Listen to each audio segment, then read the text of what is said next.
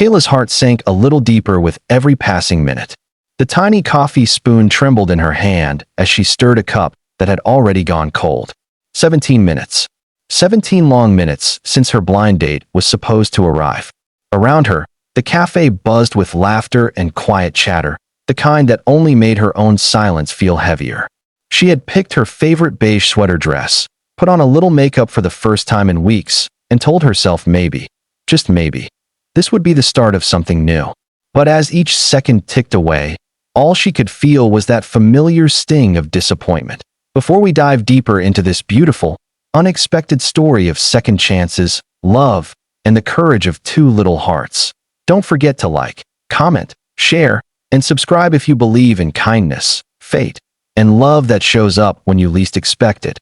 Kayla had sworn off dating for nearly 3 years.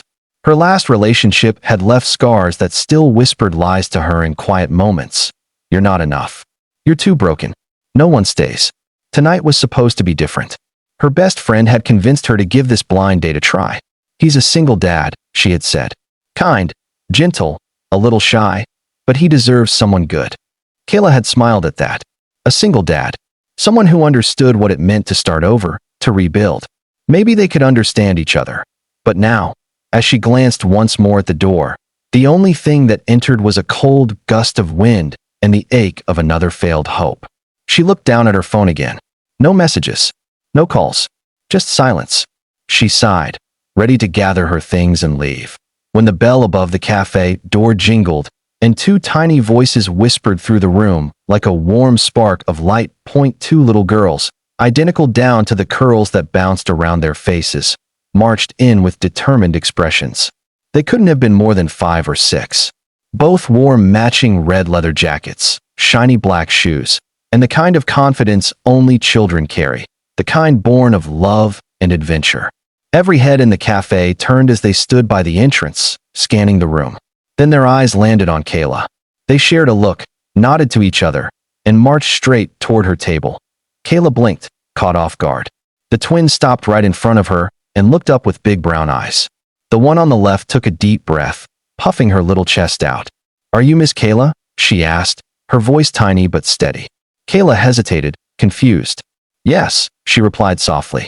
The other girl, clutching a small stuffed bunny, smiled shyly.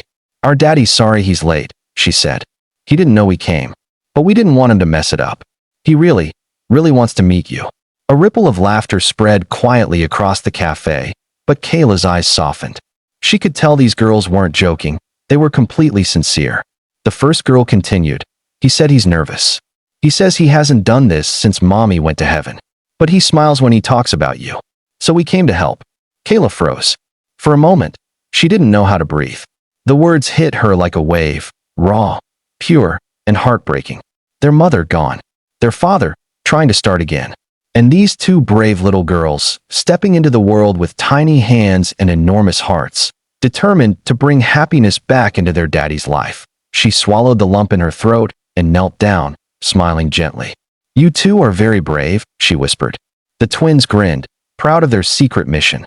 They climbed into the empty seat beside her, swinging their legs while chatting about their dad. He burned his toast this morning because he was picking a shirt, one said. And he said he doesn't know how to talk to pretty girls, added the other. Kayla laughed softly, her earlier sadness melting into warmth. Just as she was about to ask their names, the cafe door opened again. A man, slightly out of breath, hurried inside. He had that look of someone who ran through rain and forgot his umbrella, a mix of chaos and concern. His eyes widened when he saw his daughters sitting beside Kayla. Oh no, he muttered under his breath as he approached. Hi, Daddy. The twins called out proudly, waving. We told her you're sorry you're late. He stopped in his tracks, mortified. His gaze met Kayla's, and in that instant, something unspoken passed between them. Embarrassment, apology, and something gentler, almost like recognition. He was tall, dressed simply in a navy sweater and jeans, with tired eyes that still managed to hold kindness. I am so sorry, he began, his voice low and warm. They were supposed to be with my sister. I didn't know they followed me here. Kayla smiled softly. It's okay, she said. They were perfect company. He exhaled, a mix of relief and disbelief, then laughed. a sound that seemed like it hadn't been used in a long time. He sat down, pulling the twins gently to his side. "I'm Ethan," he said, "and these little troublemakers are Lily and Emma." The girls beamed, proud of their introduction. What followed wasn't an ordinary date. It was something real, unexpectedly pure. They talked, laughed, shared stories between sips of coffee and giggles of the twins. Ethan told her about his late wife, about the night he promised he'd raise their girls to be kind and brave. Kayla shared her own heartbreak, the pain of being left when she was at her lowest. There was no pretense, no small talk, just two people, quietly understanding each other through shared cracks in their hearts. As the evening deepened, the rain began to patter against the windows. The twins started to yawn, their little heads resting on each other's shoulders. Ethan looked at them with a tenderness that caught Kayla off guard. She realized in that moment, he wasn't just a father. He was the kind of man who carried love like a responsibility, a promise that didn't fade. Before leaving, Lily suddenly tugged on Kayla's sleeve. "Do you like Daddy?" she whispered sleepily. Kayla smiled, her voice barely a whisper. "I think I do." Lily nodded, satisfied. "Good. Mommy would want him to smile again." That sentence stayed with Kayla long after they left. She sat in the quiet cafe, watching them through the window as Ethan lifted both girls into his arms, their tiny red jackets glowing against the rain. Over the next few weeks, Kayla found herself thinking about them often, about the laughter, the warmth, the way those little girls made her feel like life wasn't done giving her beautiful surprises. Then one morning, she received a message. "Coffee again." The twins promised to behave this time. She smiled and said yes. And that was how it began, slowly, naturally, tenderly. They started meeting on weekends. The twins adored her, drawing pictures of Daddy, Miss Kayla, and us. Kayla began to feel something she hadn't felt in years, belonging. She didn't just fall for Ethan. She fell for the family he came with. Months passed, and love grew not from grand gestures, but from everyday moments. The way Ethan waited to walk her to her car, how the girls would sneak in her lap during story time, and how laughter started to fill spaces that once only echoed with loss. Kayla realized that sometimes love doesn't come when you're ready. It comes when you've learned to survive without it. A year later, they returned to that same cafe. This time, the twins wore white dresses instead of red jackets, carrying flowers in their tiny hands. Kayla walked in, heart pounding, and found Ethan waiting with that same nervous smile from their first meeting.